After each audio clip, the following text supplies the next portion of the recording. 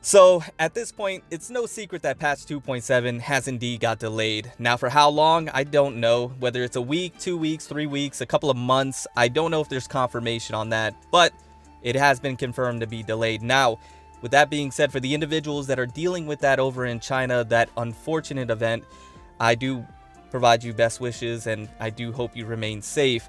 And in the meantime, I know people are going to be wondering what's going to happen in between this delay and when patch 2.7 actually gets released, because we already know that Genshin Impact gets dry in between patches. We know what happens when we don't have any content. So whether it's rerun banners or rerun events, I'm not too sure, but I do want to take this opportunity to not look at the negative, but to maybe look at the glass half full and the positives, or the things that we can look forward to and see the silver lining in this delay happening, which is for an understandable reason, right? We all know the reason and it's highly understandable. So what are some positives or some takeaways that we can get from this? Well, first and foremost, this obviously means that free-to-play players and light spenders will have more time to save primo gems and be able to save up for the characters that they want.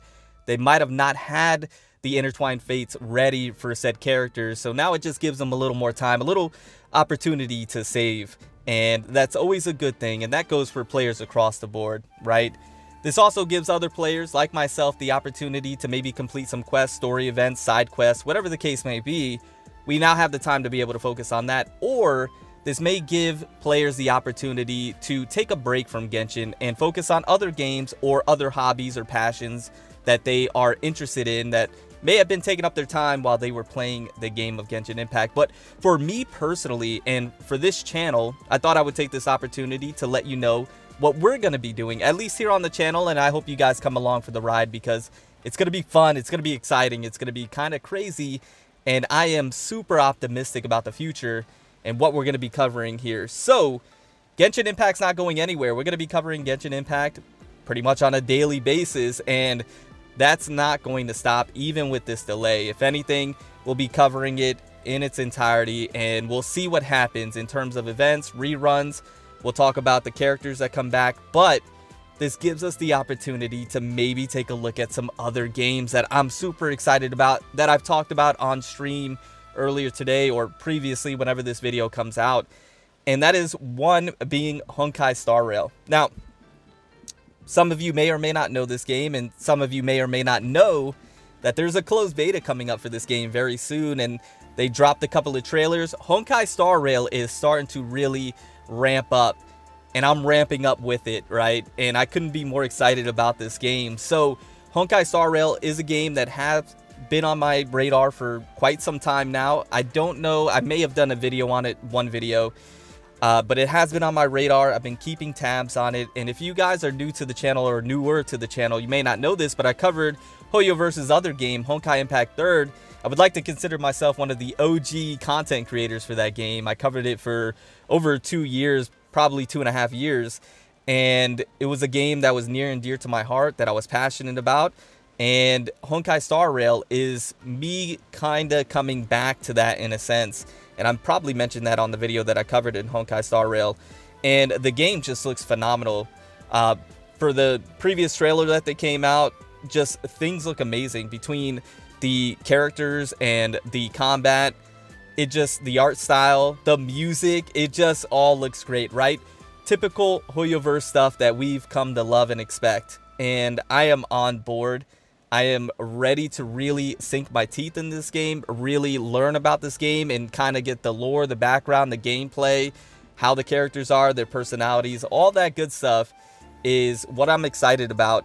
And I hope I can get into this closed beta. I really do, because if so, this is going to be absolutely fantastic. Some of you may or may not know, but I just recently got a new PC and I got a new setup.